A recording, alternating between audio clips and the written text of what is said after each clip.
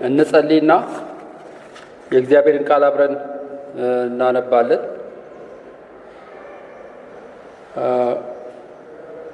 አብረን እንጸልይ። ጌታችንና አምላካችን ሆይ አንተ የዘላለም አምላክ ስለሆንክ ምሕረትና ቸርነትህ ብዙ ስለሆነ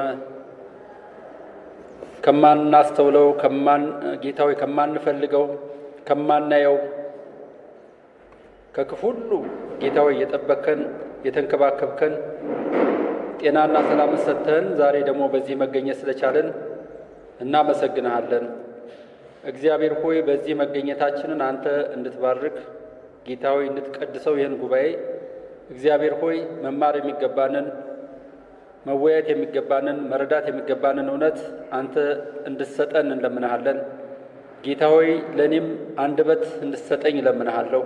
እግዚአብሔር ሆይ መናገር መግለጥ የምችልበትን እግዚአብሔር ሆይ በእውነትና በታማኝነት ለቃልህና ለእውነትህ በመጠንቀቅ ጌታ ሆይ መናገር እንድችል እንድትረዳኝ በጌታ በኢየሱስ ስም እለምንሃለሁ። እግዚአብሔር ሆይ ለሁላችንም ማስተዋልና ጥበብን ስጠን። በደበ ነፍስ እንዳንመራ ወዳልሆነ አቅጣጫ እንዳንሄድ ጌታ ሆይ በጸጋህ እንድትረዳን እንለምንሃለን። በዚህ መገኘት የሚገባቸውን ወገኖች ሁሉ እግዚአብሔር ሆይ መገኘት እንዲችሉ አንተ እርዳቸው። ሁሉ ለአንተ ክብር ይሁን በኢየሱስ ስም አሜን።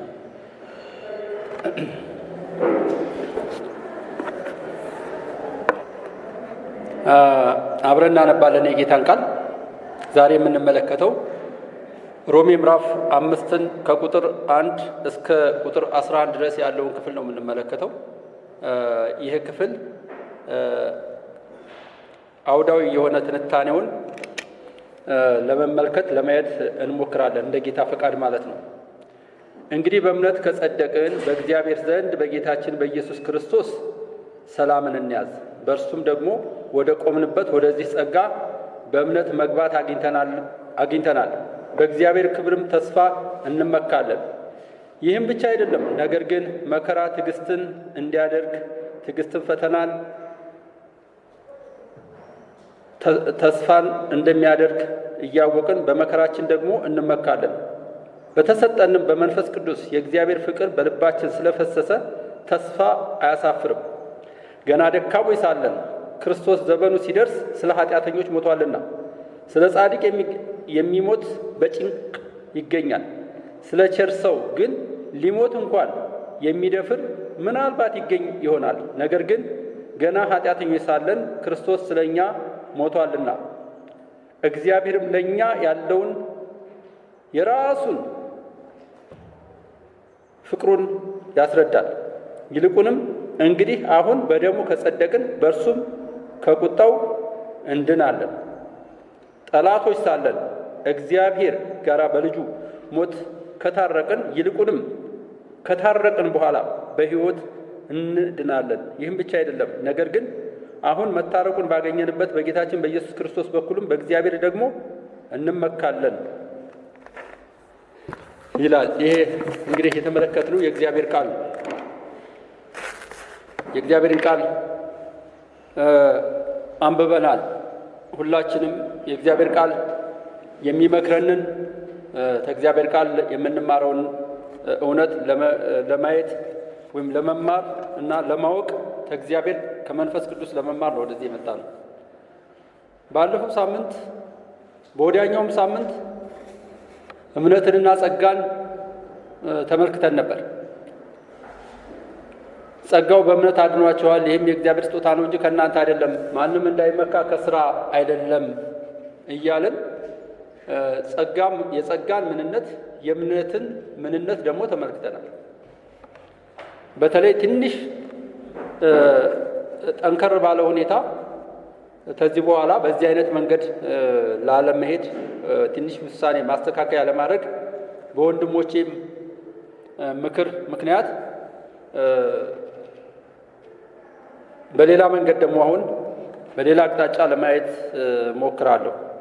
ማለት ለሁሉም እንዲደርስ ማለት ነው። ለሁሉም መድረስ ማለት ምን ማለት ነው? እዚህ ያለን ሁላችንም አንድ አይነት እውቀት ወይም አንድ አይነት መረዳት ወይም አንድ አይነት የማንበብና የጥናት ደረጃ ያልደረስን ወገኖች ስለምንኖር ያንን ለማስተካከል ከታች ጀምሮ ሁሉንም የሚይዝበትን መንገድ ለማየት ፉታቲያዊ በሆነ መንገድ የእግዚአብሔርን ቃል እንድናይ ፈልጌያለሁ። እምነት የእግዚአብሔርን ጸጋ የምንቀበልበት፣ እምነትም ጸጋም የእግዚአብሔር ስጦታ እንደሆነ ተመልክተናል ባለፈው። ስለዚህ እምነት የተለያዩ አይነት የእምነት ደረጃዎች ወይም የእምነት አይነቶች ለእያንዳንዱ ሰው የተሰጠው እምነት አለ። ግን ደግሞ እንደገና ሴቪንግ ፌዝ አለ። ያንን ለማየት ተመልክተናል። ዛሬ ግን የምንመለከተው ጸጋንና በተለይም ውጀትን ነው የምንመለከተው። ውጀትን ወይም ቤዝዮትን ውጀት እንዴት እንደተደረገልን እንመለከታለን። ውጀት ምን ማለት እንደሆነ እናያለን። ቤዝዮት ማለት ምን ማለት እንደሆነ እንመለከታለን። ቤዛ ሆነልን ጌታ ኢየሱስ ክርስቶስ ስንል ምን ማለት እንደሆነ እንመለከታለን። በጥንት ዘመን አንድ ሰው በጦርነት ተሸንፎ ተማርኮ በነበረበት ጊዜ ውስጥ ያንን የተማረከውን ሰው ለማስለቀቅ ገንዘብ ተከፍሎ ዋጆ ተከፍሎ ነፃ ይወጣል። ይሄ በጥንት ታሪክ ሳይሆን እየነገርኳችሁ ያለሁት መጽሐፍ ቅዱሳዊ የሆነ እውነትን ነው። ለምሳሌ ዘጸአት ምዕራፍ 21 ላይ ከ28 እስከ 30 ማየት ትችላላችሁ። አሁን ይህን እየተናገርኩ ያለሁት የውጀትን ምንነት፣ የቤዝዮትን ምንነት፣ የቤዛነትን ምንነት በደንብ እንድንረዳ ነው ይህን እየተናገርኩ ያለሁት። ዋጋ ተከፍሎ ብዙ ዋጋ ተከፍሎ ብዙ ገንዘብ ተገዝቶ ምናልባት የሞት ፍርድ እንኳን ተፈርዶበት ከሆነ ያ ሰው ከሞት ፍርድ ነፃ እንዲሆን ከተፈረደበት በቃ ሞት ምን ነው እድሜ በቃኝ ነው የሚባል ፍርድ ተበይኖበት የነበረውን ሰው ገንዘብ ተከፍሎ ውድ የሆነ ገንዘብ ተከፍሎ ያ ሰው ነፃ ይወጣል። ባሪያም ከሆነ ከባርነት አንድ ሰው አንድ ቸር የሆነ ደግ የሆነ ሰው ለዚያ ሰው ርኅራኄ ካደረገለት ገንዘብ ከፍሎ ነፃ ያወጣዋል ያን ሰው ከባርነት ማለት ነው። በባርነት ውስጥ ሲሰቃይ የነበረውን ሰው እንደዚህ ያደርጋል። እና ይሄ ምን ይባላል? ቤዝዮት ይባላል፣ ወይም ውጀት ይባላል፣ ወይም ዋጀ ይባላል። ገንዘብ ከፍሎና ዋጋ ከፍሎ ነው ያዳነውና ያን ሰው። ስለዚህ ገንዘቡን ከፍሎ ስላወጣው ዋጋ ከፍሎ ስላወጣው ያንን ሰው ከባርነት ከሞት ፍርድ ስላዳነው ዋጀው ወይም ገዛው ተብሎ ይፈረጃል ወይም ይባላል። እግዚአብሔር እስራኤላውያኖች በግብጽ ባርነት በነበሩበት ጊዜ ከግብጽ ባርነት ጌታ ነፃ ሲያወጣቸው ነፃ ያወጣበትን መንገድ ታውቃላችሁ። በተለይ በዘጸአት ምዕራፍ 12 ላይ ሌሎችም ክፍሎች ላይ ታያላችሁ። ደም ፈሶ ነው። የበጎች የእንስሳ ደም ፈሶ ነው። በእያንዳንዱ እስራኤላውያን በሩ ላይ በመቃኑና በጉበኑ ላይ ደም ተቀብቶ ነው። የሞት መላእክት ያንን ደሙን ሲያይ አለፈ ይላል። ስለዚህ እስራኤላውያኖች ነፃ ወጡ ከግብጽ ባርነት። እግዚአብሔር ደም ፈሶ ዋጋ ተከፍሎ በሞት ሕዝቡን ከባርነት ከምድራዊ ባርነት ነፃ እንዳወጣቸው ያመለክታል። በአዲስ ኪዳን ደግሞ ስንመለከት ጌታ ኢየሱስ ክርስቶስ እኛን ከባርነት ነው ነፃ ያወጣል። ምናልባት አሪዲቲምን እነስሜ ያውቁታል ወይም ሌሎቻችሁም የምታውቁት ሊሆን ይችላል። አንድ መጽሐፍ አለው ማርኬት ኦፍ ስሌቭ ማርኬት ነው እንደዚህ የሚል ስሌቭ ማርኬት የሚል መጽሐፍ አላቸው።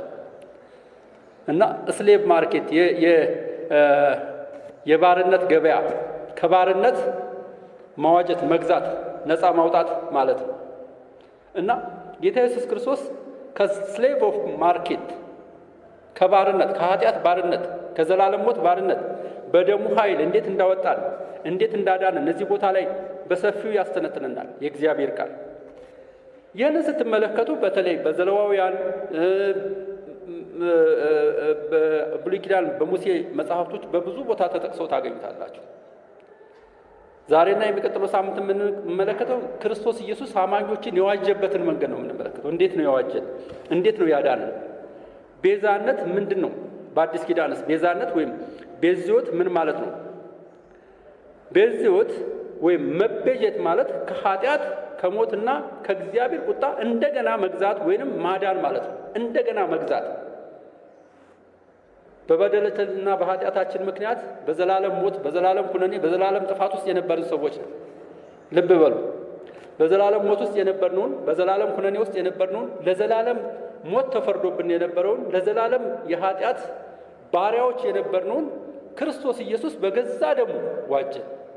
በገዛ ደሙ ውድ በሆነ ፕሪሺየስ ብለድ ይለዋል እና ውድ በሆነው ደሙ ገዝቶ የሱ ንብረት አደረገን። የራሱ ንብረት አደረገን። የራሱ አደረገን። የእግዚአብሔር ሆነ። ይሄ አስገራሚ ነው፣ አስደናቂ ነው። እንደው ዝም ብለን እንደዚሁ የምናስበው ጉዳይ አይደለም። ብታምኑ ባታምኑ በጣም አስገራሚ ነው፣ በጣም አስደናቂ ነው። እግዚአብሔር ሁሉን ቻይ የሆነው አምላክ፣ ሁሉን አዋቂ የሆነው አምላክ፣ ሁሉን ማድረግ የሚችለው አምላክ፣ ዘላለማዊ የሆነው አምላክ ይህን ታላቅ ፍቅሩን እንመለከታለን። እኛን ለማዳን በስጋ የተገለጠበትና በሱ ሞትና ትንሣኤ የእግዚአብሔርን መንግስት የምንወርስበትን፣ ወደ እግዚአብሔር መንግስት የምንመጣበትን፣ ዋጋ የከፈለበትን ትልቁን ስራ እንዴት እንደሰራለን እንመለከታለን። ስለዚህ እንደገና መገዛት ወይም እንደገና መግዛት፣ እንደገና ማዳን። ምክንያቱም መጀመሪያ የሰው ልጅ በእግዚአብሔር አምሳል ነው የተፈጠረው። መጽሐፍ ቅዱስ እንደሚነግረን ሰውም በአምሳሉ ፈጠረው ይላል። ያለ ኃጢአት ሆኖ ነው የተፈጠረው። ኃጢአት አልነበረበትም፣ ኩነኔ አልነበረበትም። ግን ያለ ኃጢአት ሆኖ እግዚአብሔር በአምሳሉ ሞራላዊ ባህሪውን እንዲመስል በሱ አምሳል ሰውን ፈጠረው፣ የሰው ልጅ። ይሄ የፈጠረው ሰው ግን እግዚአብሔር ባመቻቸለት ቦታ በገነት ውስጥ መኖር ሲችል፣ በእግዚአብሔር መንግስት ውስጥ መኖር ሲችል፣ ከእግዚአብሔር ጋር ሰላምን አግኝቶ መኖር ሲችል፣ በሰላም መኖር ሲችል፣ ግን በኃጢአት ምክንያት ወደቀ። በዘላለም ሞትና በዘላለም ኩነኔ ውስጥ ሆነ። ያ ኃጢአት ደግሞ ባለፈው እንደተመለከተው ለእኛ ሁሉ ደረሰ። ለዚህ አሁን ላለነው ትውልድ ሁሉ ያ የውርስ ኃጢአት በእኛ ላይ በሌሎችም ህዝቦች ላይ ያመጣውን ጉዳት ያመጣውን ፈተና አይተናል። ባለፈው በሁላችንም ላይ ያመጣውን ሰቆቃ፣ ያመጣውን ፍርድ፣ ያመጣውን በቀል፣ ይሄ በጣም በጣም በጣም አስገራሚ ነው። እግዚአብሔር ግን በምህረቱ ባለጸጋ ስለሆነ ነው እኛን ከኃጢአት ከባርነት ያወጣል። ስለዚህ ቤዛነት በተመለከተ በተለይ ሁለት ስንኞችን ወይም ሁለት ግሶችን በደንብ ማወቅ ይኖርብናል፣ በደንብ መረዳት ይኖርብናል። ልብ በሉ። እነኚህ ሁለት ግሶች አንደኛው ተቤዠ የሚለውና ሁለተኛው ደግሞ ዋጀ የሚለው ነው። ተቤዠና ዋጀ የሚሉት ዋና መሰረታዊ ነገር በመጽሐፍ ቅዱስ ላይ በተለይ በአዲስ ኪዳን ላይ ያሉ ዋና መሰረታዊ ነገሮች ናቸው። ልብ ልንል ይገባናል። እርሱም ከክፉ ነገር ማዳን፣ ከክፉ ነገር ማዳን ወይም ከክፉ ቅጣት ማዳን ብቻ ሳይሆን ለዘላለም ገዝቶ ለአንዴና ለመጨረሻ ጊዜ ማዳን ማለት ነው። ዋጀ ማለት በቃ በቂ የሆነውን አስፈላጊ የሆነውን የሚያስፈልገውን ዋጋ ከፍሎ ሙሉ ለሙሉ የራስ ማድረግ ማለት ነው። ይሄ እንግዲህ ተቤዠና ዋጀ የሚለው እነኝን ነው የሚወስደው። እርሱም ለእግዚአብሔር እንድንሆን፣ የራሱ ሕዝብ እንድንሆን፣ የራሱ ገንዘብ እንድንሆን፣ የራሱ ሕዝብ ሆነን በእግዚአብሔር ምሕረትና በእግዚአብሔር ቸርነት ውስጥ ሆነን የእግዚአብሔር ገንዘቡ እንድንሆን ከዘላለም ሞትና ከዘላለም ኃጢአት ከዘላለም በቀል አድኖ የራሱ ሕዝብ ያደረገበትን መንገድ ነው የሚያሳየን። እስራኤልን ከሞት ቅድም እንደነገርኳችሁ እስራኤልን ከጭንቀት ከዘላለማዊ ባርነት እንዳወጣቸው ሁሉ ክርስቶስ ኢየሱስ ደግሞ አማኞችን ከኃጢአትና ከዘላለም ሞት ነው ያዳናቸው። ከዘላለም ሞት ከዘላለም ፍርድ ነው ያዳነው። ይሄ ፍርድ ዘላለማዊ ፍርድ ነው። ይሄ ፍርድ ክርስቶስ ኢየሱስ ዋጋ ባይከፍል ኖሮ በዘላለም ጥፋት ውስጥ በዘላለም ኩነኔ ውስጥ የምንኖር ነበር። ቀላል ነገር አይደለም።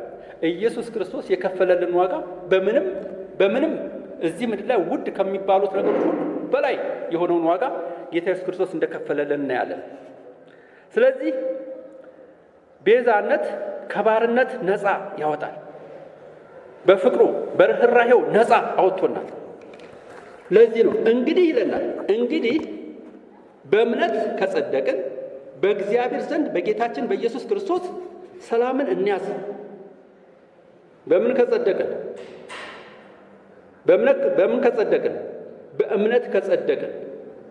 እንግዲህ በእምነት ከጸደቅን በእግዚአብሔር ዘንድ በጌታችን በኢየሱስ ክርስቶስ ሰላምን እንያዝ፣ በእርሱም ደግሞ ወደ ቆምንበት በዚህም ጸጋ በእምነት መግባት አግኝተናል፣ በእግዚአብሔርም ክብርም ተስፋ እንመካለን ያለው ከቁጥር 1 እስከ 2 ያለውን ክፍል ነው አሁን ያነበብኩት።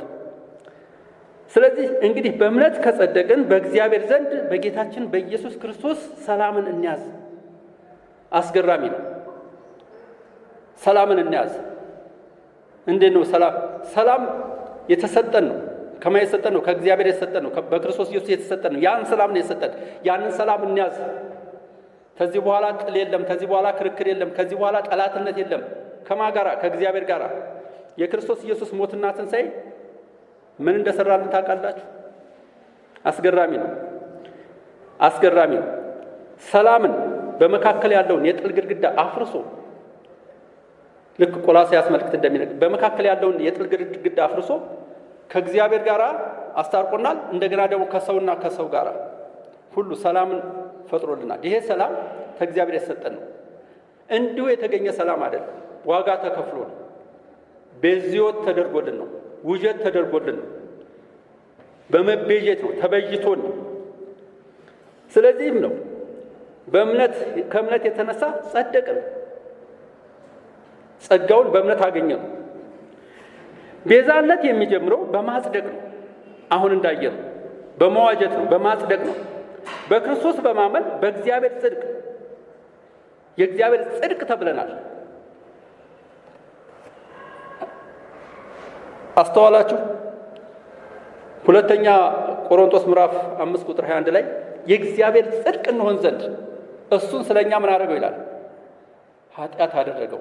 ምን እንድንሆን? የእግዚአብሔር ጽድቅ ተብለን እንድንጠራ፣ ጻድቆች እንድንሆን። እንደው ጽድቅን እንደዚሁ ዝም ብለን ያገኘነው እንዳይመስላችሁ፣ በቀላል ነገር ያገኘነው እንዳይመስላችሁ፣ ወይም የተወሰነ አነስተኛ ዋጋ ተከፍሎበት ያገኘነው እንዳይመስላችሁ። አይደለም። በጣም በሚያስገርም ነው። በዚህም ምክንያት አሁን ከእግዚአብሔር ጋር በሰላም እንኖራለን። ከእግዚአብሔር ጋር ታርቀናል። ጥል የለም፣ ግጭት የለም። ከማን ጋር? ከእግዚአብሔር ጋር። ለምን? ተገዝተናል። አሁን በባርነት ነበርን። ከባርነት ዋጅቶ ነፃ አውጥቶ የራሱ ሕዝብ አድርጎናል። ስለዚህ ከእግዚአብሔር ጋር ሰላም ያለን ሕዝቦች ነን። ቢቻል ከሰውም ጋር በሰላም ኑሩ ይላል መጽሐፍ ቅዱስ። እግዚአብሔር ከራሱ ጋር ሰላምን ፈጥሯል። ሰላምን እንድንፈጥር አድርጎናል፣ ወይም በሰላም እንድንኖር አድርጎናል። ከእግዚአብሔር ጋር ሰላምን እንዲኖረን አድርጓል።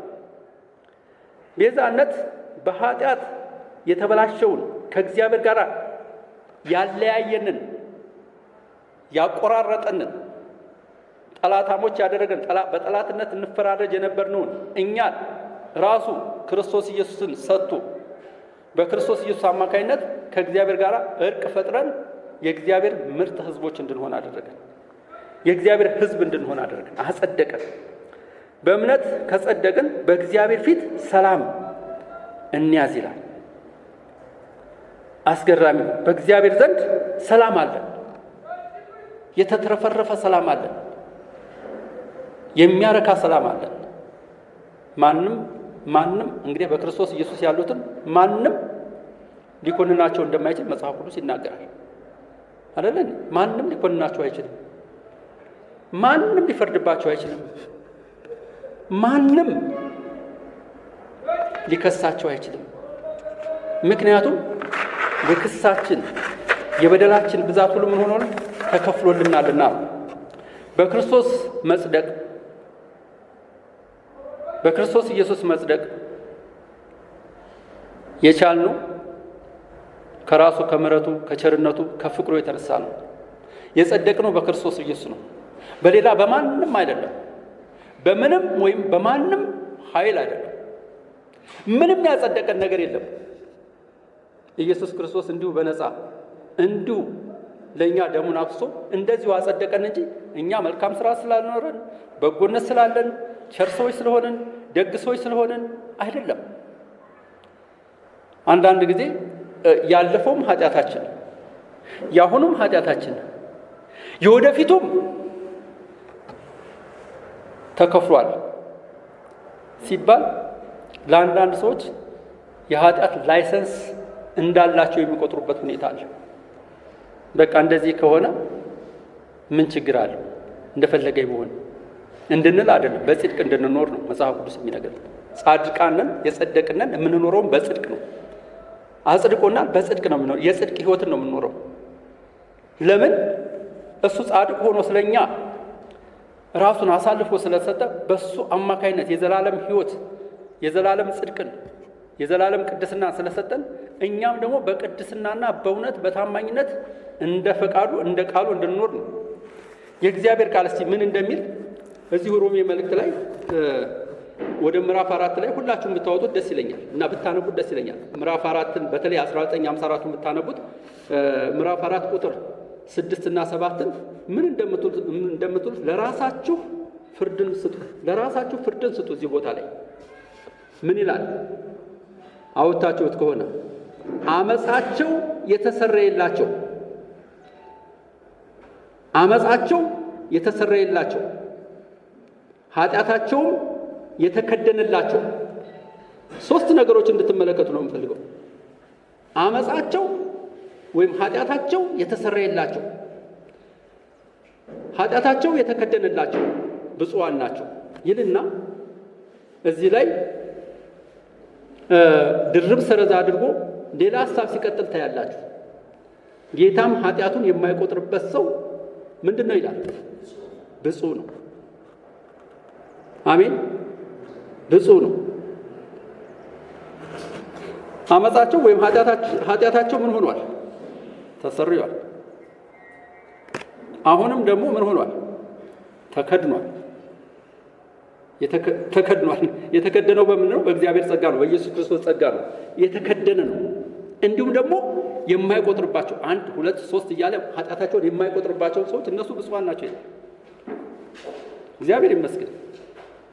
ምን አይነት ህዝቦች እንደሆኑ ታውቃላችሁ? አያስገርማችሁም?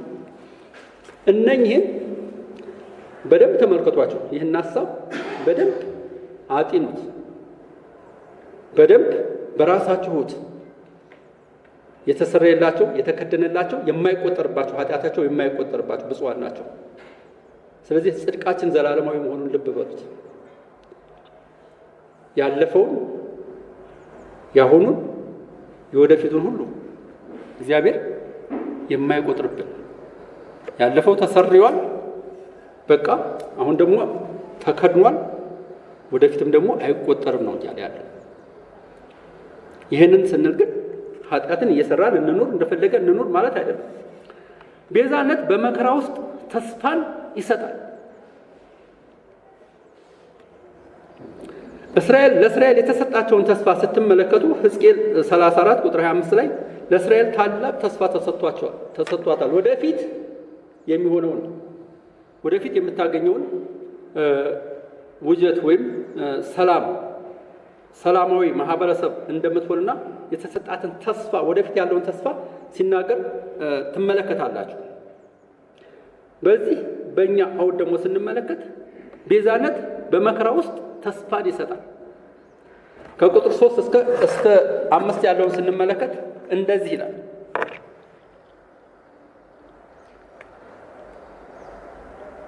ይህም ብቻ አይደለም፣ ነገር ግን መከራ ትዕግስትን እንዲያደርግ፣ ትዕግስትም ፈተናም ተስፋን እንዲያደርግ እያወቅን በመከራችን ደግሞ እንመካለን። በተሰጠንን በመንፈስ ቅዱስ የእግዚአብሔር ፍቅር በልባችን ስለፈሰሰ ተስፋ አያሳፍርም ይላል።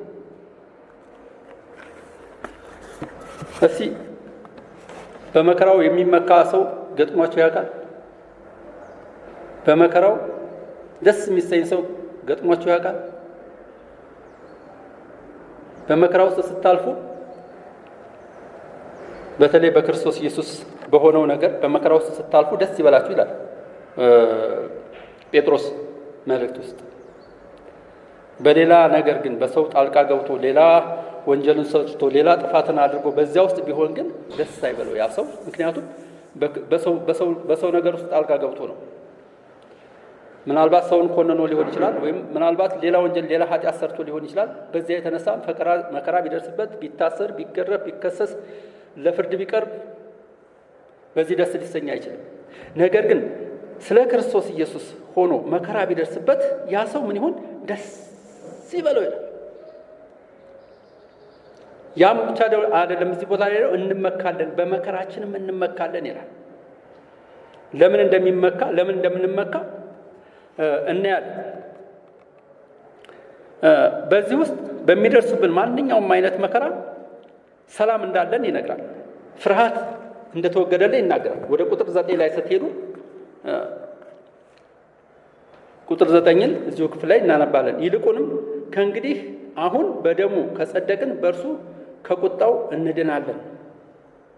ጠላቶች ሳለን እግዚአብሔር ጋር በልጁ ሞትም ከታረቅን፣ ይልቁንም ከታረቅን በኋላ በሕይወቱ እንድናለን። ይህም ብቻ አይደለም፣ ነገር ግን አሁን መታረቁን ባገኘንበት በጌታችን በኢየሱስ ክርስቶስ በኩል በእግዚአብሔርም ደግሞ እንመካለን ይላል። ይሄ እንመካለን የሚሉት ስንኞች ተደጋግሞ እናገኛለን።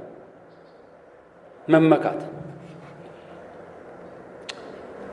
ወይኔ እኔ እኮ እንደው ክርስቲያን ባልሆን ኖሮ ይሄ ሁሉ አይሆንብኝም ነበር፣ ጥሩ ስራ አገኝ ነበረ፣ እዚህ ቦታ እቀጠር ነበረ፣ ይሄ ነገር ከቤተሰቤም ሆነ ከጎረቤትም ሆነ ከሌላው ጓደኛዬ አይደርስብኝም ነበር፣ እንደፈለገኝ ደስ ዘና ብዬ መኖር እችል ነበር የሚል ሰው ካለ በጣም ተሞኝቷል። በክርስቶስ ኢየሱስ የምናጣቸው ነገሮች ቢኖሩ በረከቶች ናቸው። አንዳንድ ጊዜ ትልልቅ በረከቶችን እንፈልግና እነኛ በረከቶች ሳይገኙልን ወይም ሳናገኛቸው ስንቀር ልንበሳጭ እንችላለን፣ ግራ ልንጋባ እንችላለን። ነገር ግን በረከቶች ናቸው። አለመሆናቸው መልካም ነው። በመሆናቸው እንደውም መደሰት የለብንም። ባለመሳካታቸው ልንደሰት ይገባናል። እኔ ብዙ አማራጭ ከአንዳንድ መከራዎች፣ ስደቶች የተነሳ ብዙ አማራጭ ሞክሬ ነበር። ጫፍ ላይ ስደርስ ግን ይፈርሳል። ወይ በባለቤቴ በኩል ይመጣብኛል ያ ነገር እንዳይሳካ፣ ወይም በራሴ ወይም በጓደኛዬ በኩል እና በኋላ ለምን እንደዚህ ሆነልና ቆይቶ ግን ለመልካም ሆኖ አግኝቼዋለሁ። እግዚአብሔር ይመስገን። ስለዚህ በመከራችን እንመካለን ይላል። ስለ ክርስቶስ በሚደርስብን መከራ ሁሉ እንመካለን። ጻድቅ መሆን ከሱ የተነሳ ከኑሮ ፈተና ማምለጥ አይደለም። ጻድቅ መሆን በክርስቶስ መሆን ከኑሮ መከራ ከሚገጥሙን አንዳንድ ፈተናዎች ማምለጥ መዳን ማለት አይደለም። ይልቁንም በዚያ ውስጥ የምናልፍበትን ጸጋ ሲሰጠን በክርስቶስ ኢየሱስ በሚደርስብን መከራ ሁሉ እንድንመካ ነው የሚነግረን። ደህንነታችን ቀጣይነት ያለው ነው እንጂ ለተወሰነ ጊዜ ብቻ ሆኖ የሚቆም አይደለም። ሐዋርያው ዮሐንስ በዮሐንስ ወንጌል ምዕራፍ 16 ቁጥር 33 ላይ በዓለም ሳላችሁ መከራ አለባችሁ ይላል። በዓለም ሳላችሁ፣ በዚህ ዓለም ሳላችሁ መከራ አለባችሁ፣ ነገር ግን አይዟችሁ። ለምን አይዟችሁ? እኔ አሸንፌዋለሁ። እሱ ካሸነፈው እኛም እናሸንፈዋለን፣ እኛም እናልፈዋለን። እስቲ ወደ ኋላ ዞር ብላችሁ ተመልከቱ። እስቲ በሕይወታችሁ ውስጥ የተሻገራችሁትን፣ ያለፋችሁበትን፣ የወጣችሁትን፣ የወረዳችሁትን ሁኔታ ጌታ በምን ውስጥ እንዳሳለፋችሁ፣ እንዴት እንዳወጣችሁ ምን ያክል ታስተውሉ ይሆን? አንዳንድ ጊዜ ፈተናዎች፣ መከራዎች ካለፉ በኋላ እንዲሁ በአጋጣሚ ያለፉ ይመስልንና ምንም አናስባቸውም፣ አንቆጥራቸውም። እግዚአብሔር መልካም ነገርን አድርጎልን እንኳን ያንን ሀሳብ ያንን ነገር ጌታን እንኳን ለማመስገን እንኳን ጊዜ አይኖረንም። በጣም ይገርማል።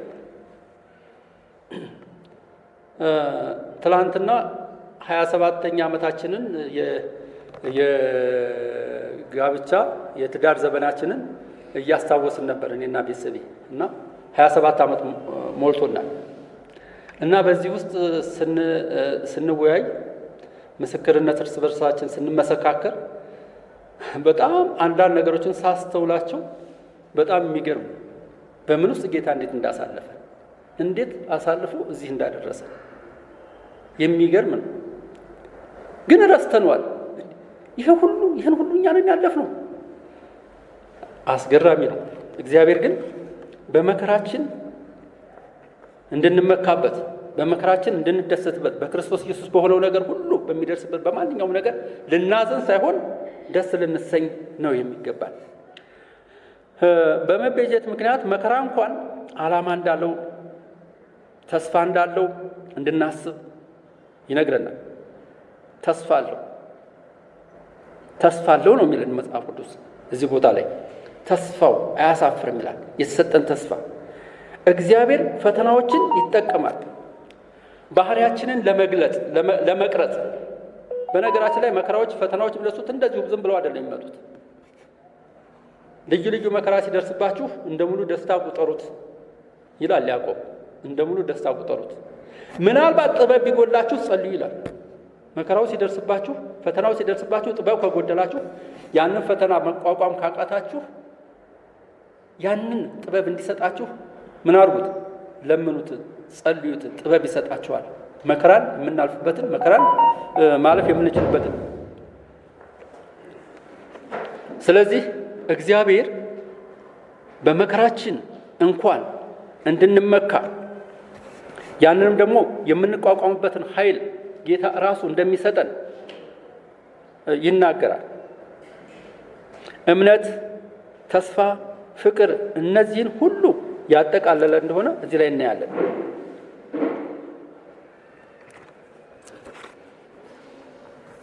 ቤዛነት በአዲስ ሕይወት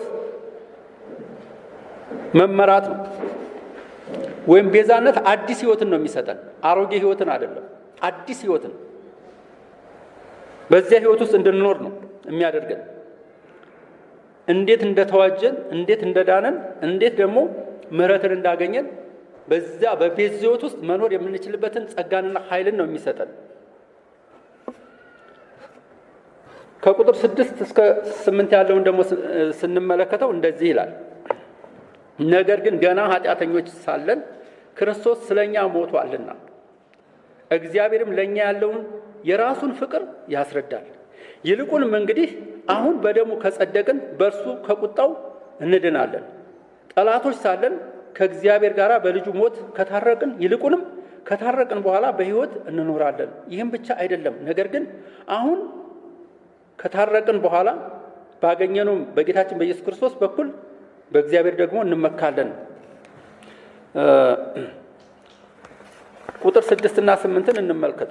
ነገር ግን ገና ኃጢአተኞች ሳለን ክርስቶስ ስለኛ ሞቷል።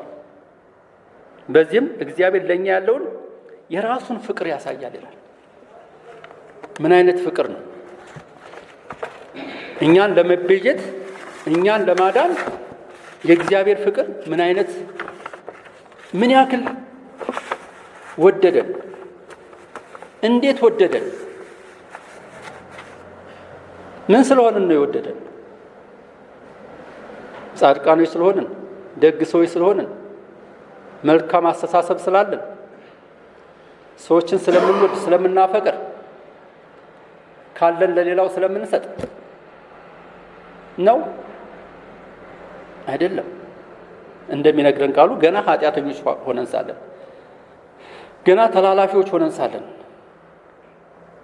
በኃጢአታችን ሙታን በነበርን ጊዜ እግዚአብሔር ግን ጊዜው ሲደርስ በልጁ በኢየሱስ ክርስቶስ በኩል ቤዛዎት አደረገልን፣ ተቤዠን። ቤዛነት በእኛ መልካምነት ላይ የተመሰረተ አይደለም። እኛ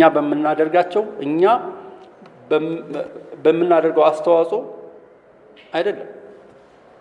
እኛማ በመሰረቱ ምንም ማድረግ አንችልም። በምንም ውስጥ የምንገኝ ሰዎች አይደለም። ምንም አይደለም ቢያስፈልግ ከእግዚአብሔር ምሕረትና ቸርነት የተነሳ እንጂ። ገና ኃጢአተኞች ሳለን እግዚአብሔር ወዶናል። ልብ በሉ። በክፉ ሁኔታ ላይ በነበርንበት ወቅት ኢየሱስ ስለኛ ሞተ። ይሄ ነው የሚነግረን ቁጥር 8 ገና ኃጢአተኞች ሆነን ሳለን የሚለን ይሄን። ይህም የሚያሳየው ቤዛነት በጸጋ ብቻ እንደሆነ፣ የእግዚአብሔር ጥልቅ የማይለወጥ ፍቅር ምን ያክል እንደሆነ ነው የሚያሳየው።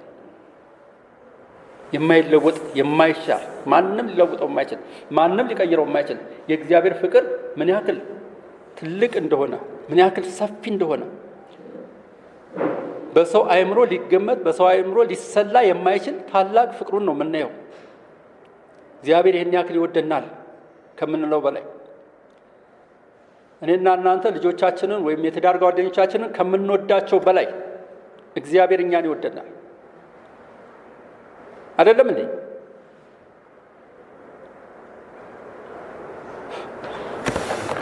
ይወደናል። ይገርማል የእግዚአብሔር ፍቅር። እኛ እኮ አንድ ነገር እንኳን ሰው ለምን ተነካን ብለን ሰውን እንኳን ወዳጆቻችንን እንኳን መውደድ ያቃተን፣ ወዳጆቻችንን ጠላታችንን ተውት፣ ወዳጆቻችንን እንኳን መውደድ ያቃተን ምን ያክል ሰዎች እንደሆነ ከራሴ ጀምሮ ሳስበው አስገራሚ ነው። እግዚአብሔር ግን ድንቅ አምላክ ነው። እግዚአብሔር ግን አፍቃሪ አምላክ ነው። እኔና እናንተን ባይወደን ኖሮ በምንም መንገድ ቢሆን እኔና እናንተ ለዘላለም ሞት፣ በዘላለም ፍርድ ውስጥ፣ በዘላለም ኩነኔ ውስጥ የተፈረጅን ሰዎች ነበር። ነገር ግን ምሕረቱ ብዙ ስለሆነ ከወደደንም ከትልቅ ፍቅሩ የተነሳ ነው። ይህ የሚያሳየው ቤዛነት በጸጋ ብቻ እንደሆነ፣ የእግዚአብሔር ጥልቅ የማይለወጥ ፍቅር ውጤት እንደሆነ እንድናስብ ያደርገናል። ከእግዚአብሔር ምሕረትና ቸርነት ፍቅር የተነሳ ነው። ከሱ ፍቅር የተነሳ ነው። ከሱ መውደድ የተነሳ ነው። ከሱ ምሕረት የተነሳ ነው። ለአንዴና ለመጨረሻ ጊዜ የዘላለም ሕይወት ባለቤት እንድንሆን ያደረገን ከእግዚአብሔር ከምሕረቱና ከቸርነቱ ከታላቅ ፍቅሩ የተነሳ ነው። ልብ በሉ፣ እናስተውሉ ወገኖች። የተከፈለልን ዋጋ ዝም ብሎ ዋጋ አይደለም። ቤዛነት ከእግዚአብሔር ቁጣ ያድነናል። ቤዛነት ቅድም ምሳሌ እንደነገርኳችሁ በጦር ሜዳ የተማረከ ወይም በባርነት ውስጥ የሆነውን ሰው ዋጋ ከፍለው የሚያወጡት ከዚያ በኋላ ነፃ ወጥቷል። ማንም የኔ ነው ሊለው አይችልም። በባርነት የገዛው ሰው እንኳን ለባርነት ብዙ ገንዘብ ገዝቶ የወሰደው ሰው እንኳን ከዚህ በኋላ በዚህ ሰው ላይ ነፃ መውጣት የለበትም። ስለዚህ ተመልሼ እንደገና በባርነት ገዛዋለሁ፣ መልሼ እኔው ባሪያ አደርገዋለሁ ማለት አይችልም። ለምን? ነፃ ወጥቷል። በምድራዊ ስርዓት መሰረት ነፃ ወጥቷል። በቃ ዋጋ ተከፍሎ ነፃ ወጥቷል። ከዚህ በኋላ ያ ዋጋውን የከፈለለት ሰው ነው ሊያስተዳድረው የሚችለው፣ ሊገዛው የሚችለው። ያኛው ሰውዬ ግን መጀመሪያ እኔ ገዝቼው ነበረና አሁንም መልሼ ባሪያ ላደርገው እችላለሁ ማለት አይችልም በፍጹም። እኔና እናንተንም ጌታ ኢየሱስ ክርስቶስ ከኃጢአት ባርነት ነፃ ካወጣን በኋላ ከዚህ በኋላ ደግሞ እንደገና ኃጢአት ወይም ሞት ባሪያ ሊያደርገን አይችልም። ኃጢአት ማድረግ አንችልም ማለት አይደለም። ኃጢአት ማድረግ አንችልም አይደለም እያልኩ ያለው፣ ግን የዘላለም ሞት ባሪያ ሊያደርገን አይችልም። እንደገና ደግሞ ያ ስርየት እንደገና ደግሞ ሊሰረዝ ሊደለዝ አይችልም። ምክንያቱም የዘላለም ሕይወት ባለቤት ሆነናልና። በእምነት መጽደቅ የቻልነው ከእግዚአብሔር ሁኔታ ስለሆነ አሁን ይህንን ጽድቅ ያገኘነው ይህንን ቤዛነት ያገኘነው ከእግዚአብሔር ምሕረትና ቸርነት ብቻ ስለሆነ ቁጥር 9 እና 11 እንየውና እንጨርሳለን።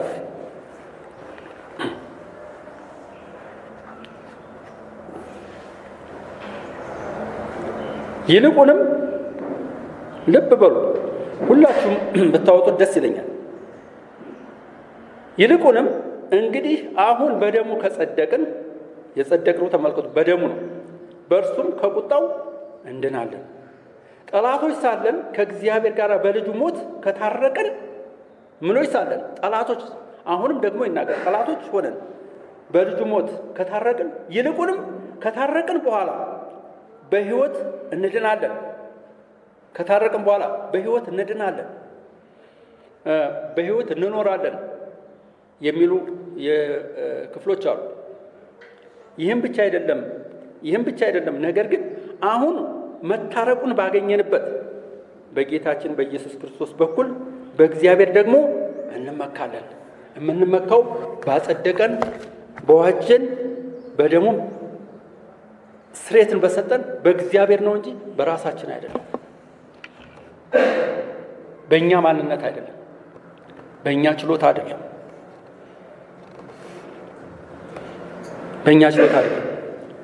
ቁጥር 9 በደሙ ይላል፣ ያለምንም የእኛ ተሳትፎ ያለምንም የኔና የእናንተ ተሳትፎ እግዚአብሔር የሰራውን ስራ ነው የምናየው። ምንም አይነት ተሳትፎ ብቻ ሳይሆን እንደው ለዚህ የተገባን ሳንሆን ጸጋ ማለት ለማይገባቸው እንዲሁ በነፃ የተሰጠ ነው ብለን ተነጋግረናል። ልብ ብላችሁ ከሆነ እንደዚሁ ለማይገባቸው ወንድሜ ሰለሞን ጋር ሄጄ ወርቅ ላሰራ ብፈልግ የሰራልኝን ወርቅ ስወስድ ተገቢውን ዋጋ ከፍዬ ነው የሚሰጠኝ አይደል? ተገቢውን የሚገባኝን ማለት ነው።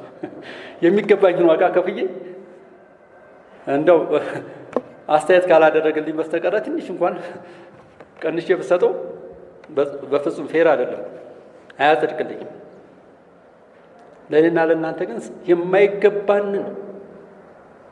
የማይገባንን እየተገባን ሳይሆን የሚሰጠን በቃ ተኛ ተሳትፎ አኳያ ሳይሆን ከእግዚአብሔር ምሕረት፣ ቸርነት፣ በጎነት ዘላለማዊ ምሕረትና ቸርነት የተነሳ ነው። እግዚአብሔር ይመስገን። ስለዚህ በደሙ ይላል ያለምንም የእኛ ተሳትፎ ሁሉም ስራ የተሰራውና የተጠናቀቀው በክርስቶስ ኢየሱስ ነው። ያለምንም የእኛ ተሳትፎ ሁሉ ነገር የተጠናቀቀው በክርስቶስ ኢየሱስ ሞትና ትንሣኤ ነው፣ ከኛ አይደለም።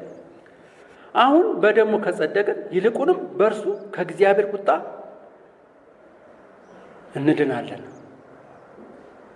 ድነናል። ቁጥር 10 በእምነት ከጸደቅን አይልም፣ በደሙ ታርቀናል። በፈሰሰው ደሙ ታርቀናል። በሞቱ ወንድማችን ምኒልክ እንደሚለው በስዋዕት ማለት ለእኛ የተሰዋውን መስዋዕትነት የከፈለውን በስዋዕቱ ታርቀናል። ይህንን እርቅ አግኝተናል። ደም ሳይፈስ ስርየት የለም ይላል በብሉይ ኪዳን እንኳን። ዘሌዋውያን ምዕራፍ 17 ቁጥር 11 ላይ ብትመለከቱ በደሙ ውስጥ ሕይወት አለ ይላል። ደም ሳይፈስ ስርየት የለም። ደም ካልፈሰሰ ውጀት የለም። ደም ካልፈሰሰ በዚዮት የለም። ደም ካልፈሰሰ ዋጆ የለም። በዚዮት ዋጆ ስርየት የሚገኘው ደም ፈሶ ነው። የክርስቶስ ኢየሱስ ደም ፈሶ ነው። ውድ የሆነው ደም ከደሙ የተነሳ ማስተሰሪያ ይሆንን ዘንድ ይላል። ቁጥር ምዕራፍ 3 ላይ ቁጥር 24 ጀምረን እስቲ ተኔ ጋር እናንብበው እስከ 26 ያለው።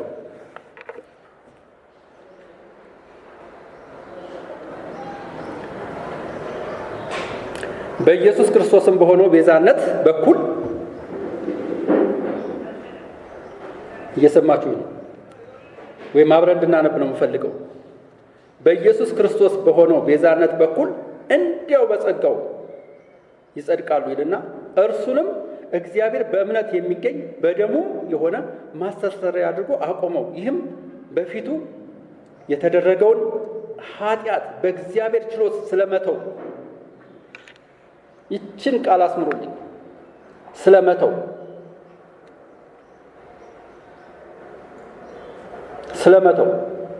ጽድቁን ያሳይ ዘንድ ነው። ራሱንም ጻድቅ እንዲሆን በኢየሱስ ክርስቶስ የሚያምኑትንም እንዲያጸድቅ አሁን በዚህ ዘመንም ጽድቁን ያሳይ ዘንድ ነው ይላል። መተው ምን ማለት ነው? ትችላለህ። ዕዳ ቢኖርብኝ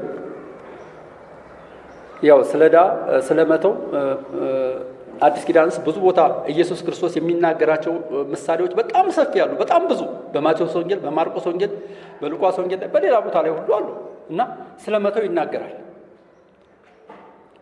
እንደውም አንዳንድ ሰዎች የተተወላቸው ሌላ ትንሽ ዕዳ ያለባቸውን ሄደው ደግሞ ሲያስጨንቁና በግድ ሲቀበሉ እናያለን። አሁን ግን የእኛን ስለመተው ይናገራል። እዚህ ቦታ ላይ ስለመተው ተወልን ይላል። በጸጋ ድናችኋል። ያን ደግሞ ተወልን፣ ረስቶታል። እኔና እናንተ እናስታውሰው ይሆናል እንጂ ትቶልና ረስቶታል። በቃ ፋይል አውጥቶ አቧራውን አራግፎ ይሄን ጊዜ እኮ እንደዚህ የሰራህ ስራ እኮ አይ አሁን ጻድቅ ነኝ ብለህ ነው የምታስበው አንተ? ይኸውልህ እንደዚህ በዚህን ጊዜ እኮ ይሄን አድርገሃል፣ በዚህን ጊዜ ከሌን ሰድበሃል፣ በዚህ ጊዜ እዚህ ቦታ ይሄን ጥፋት አጥፍተሃል፣ በዚህ እንደዚህ ያለ ወንጀል ሰርተሃል። ይችን የምለቅልህ እንዳይመስልህ፣ የምተውልህ እንዳይመስልህ አይለን ነው የረሳሁልህ እንዳይመስልህ አይለን ነው። ባለቤቴ አንዳንድ ጊዜ በጣም ሳማራት አላማራትም በርግጥ ግን አንዳንድ ጊዜ የረሳሁልህ መስሎሃል፣ ባለፈው እኮ እንዲህ ያልካትን ነገር የረሳሁልህ መስሎሃል። እኔ ረስቼዋለሁ፣ በርግጥ እሷ የረሳሁልህ መስሎሃል ትለኛለች እና ያው ያስቀኛል፣ ያስገርመኛል። ጌታ ግን እንደዚህ አይደለም፣ ረስቶታል በቃ። ስለዚህ አስበው በቃ ከሌ እኮ እንደዚህ ሲያደርግ የኖረ ሰው ነው ብሎ የሚያስብ አምላክ አይደለም። ስርየታችን ዘላለማዊ ነው፣ ትቶልናል።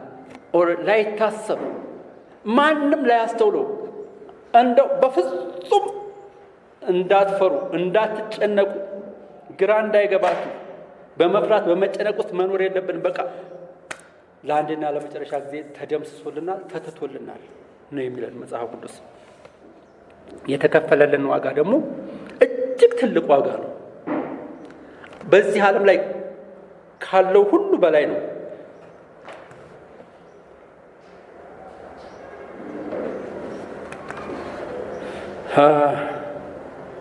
ውድ ዋጋ ነው የተከፈለልን።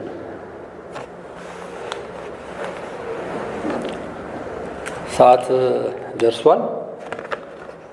እንግዲህ ከዘላለም ሞት ወደ ዘላለም ሞት ያመለጥነው በክርስቶስ ቤዛዎት ነው። ቤዛ ተከፍሎልን ነው።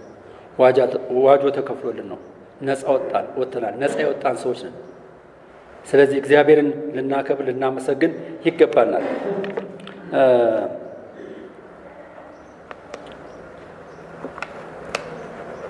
የሚቀጥለው ሳምንት እንቀጥላለን።